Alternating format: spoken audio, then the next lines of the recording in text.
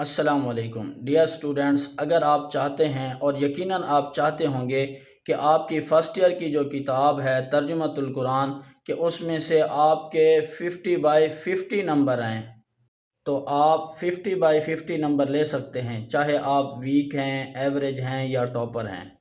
وہ اس طرح کے کہ اس سبجیکٹ کو ایڈ ہوئے ابھی 3 سال ہوئے۔ 2023 کے اندر اس کا پہلا بورڈ کا پیپر ہوا، تو 2023، 24 اور 25 ان سب کا جو انالیسز ہے، یعنی ان کے اندر کیا کیا آیا ہے، کون سے لانگ امپورٹنٹ ہے، کون سے شارٹ امپورٹنٹ ہیں، الفاظ معنی کہاں سے آنے ہیں، کون کون سی آیات آنی ہیں، ان سب کو میں آپ کے ساتھ ڈسکس کروں گا صرف اسی ایک ویڈیو میں۔ اگر آپ نے میری یہ مکمل ویڈیو دیکھ لی بغیر سکپ کیے تو انشاءاللہ اللہ تعالیٰ سے امید ہے کہ آپ کے 50/50 نمبر آئیں گے۔ تو بغیر ٹائم ویسٹ کیے چلیں شروع کرتے ہیں۔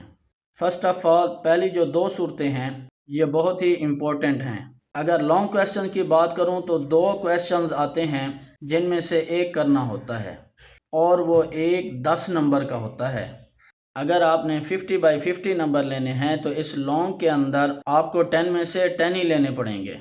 وہ 10 میں سے 10 آپ کو ملیں گے کیسے، وہ میں آپ کو بتاتا ہوں۔ دیکھیں، جو لانگ آتے ہیں وہ اس طرح آتے ہیں کہ ایک لانگ پہلی 2 صورتوں میں سے اور ایک لانگ دوسری 2 صورتوں میں سے، اور بس اوقات ایسے بھی ہو جاتا ہے کہ دونوں لانگ جو ہیں وہ پہلی 2 صورتوں میں سے آئے ہیں۔ تو اگر آپ پہلی 2 صورتوں کو اچھی طرح پریپیئر کر لیتے ہیں تو انشاءاللہ لانگ میں سے آپ کے 10 میں سے 10 نمبر آئیں گے۔ اب رہی بات یہ کہ وہ لانگ کون کون سے ہیں جو بار بار پیپر میں آئے ہیں یا آئیں گے، تو وہ یہ 4 لانگ ہیں جو کہ گزشتہ 3 سالوں سے بار بار پیپرز کے اندر آ رہے ہیں۔ اس میں پہلے نمبر پہ غزوہ بدر ہے، دوسرے نمبر پہ غزوہ احد ہے، تیسرے نمبر پہ غزوہ تبوک ہے، اور چوتھے نمبر پر سورہ بقرہ، سورہ آل عمران اور سورہ توبہ کا تعارف، خلاصہ، بنیادی مضامین ہیں۔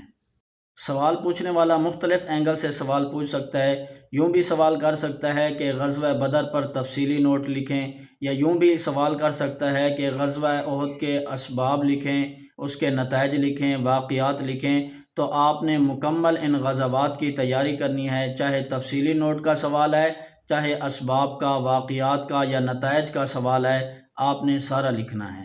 سورہ بقرہ، آل عمران، توبہ کے تعارف کے اندر ان کا مکی مدنی ہونا لکھنا ہے، ان کی ترتیب توقیفی لکھنی ہے، رکوع اور آیات کی تعداد لکھنی ہے، ان کی فضیلت لکھنی ہے، اسی طرح وجہ تسمیہ لکھنی ہے۔ یہ چاروں لانگ بہت ہی امپورٹنٹ ہیں، لہذا آپ نے ان کو ایسے یاد کرنا ہے کہ آپ کو یہ انگلیوں پہ یاد ہوں۔ اس میں جو لکھا ہوا ہے آپ نے وہی یاد کرنا ہے اور وہی لکھنا ہے۔ ان میں سے ایک سوال آتا ہے آیات کے ترجمے کا۔ 15 نمبر کا یہ سوال ہوتا ہے۔ 5 آیات دی جاتی ہیں جن میں سے 3 کا ترجمہ لکھنا ہوتا ہے، اور ہر آیت کا ترجمہ 5 نمبر کا ہوتا ہے۔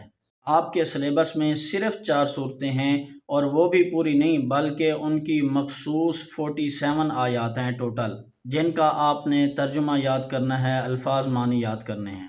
اب وہ کون کون سی آیات ہیں جو بار بار پیپر میں آ رہی ہیں یا آئیں گی، تو وہ یہ ہیں۔ ویسے تو آپ نے ان تمام آیات کا ترجمہ یاد کرنا ہے جو ریکمنڈڈ ہیں، لیکن خصوصیت کے ساتھ ان آیات کا ترجمہ اتنا اچھا یاد کرنا ہے کہ آپ کو یہ انگلیوں پہ یاد ہو۔ آگے چلتے ہیں۔ ایک اور سوال آتا ہے الفاظ معنی کا۔ اگر آپ نے ان آیات کا اچھی طرح ترجمہ یاد کر لیا تو آپ کے الفاظ معنی بھی حل ہو جائیں گے، لیکن خصوصیت کے ساتھ جو الفاظ معنی کتاب کے اندر دیے گئے ہیں آپ نے ان کو اچھی طرح یاد کرنا ہے۔ اگر بات کروں شارٹس کی تو تقریباً 8 سوال دیے جاتے ہیں جن میں سے 5 کرنے ہوتے ہیں۔ زیادہ تر جو شارٹ آتے ہیں وہ اکثر ایکسرسائز والے ہی ہوتے ہیں، اور ان میں سے جو سب سے زیادہ امپورٹنٹ ہیں وہ یہ ہیں۔ آپ نے ایکسرسائز والے بھی سارے یاد کرنے ہیں اور ان کو بھی یاد کرنا ہے۔ اب 40 نمبر کا ہمارا یہ پیپر ہو گیا ہے، باقی رہے 10 نمبر۔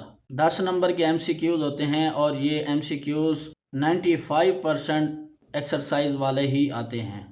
آپ ان کو اچھی طرح یاد کر لیں، اور ساتھ ہی 2023، 24 اور 25 کے جو پاسٹ پیپر کے ایم سی کیوز ہیں وہ بھی حل کر لیں۔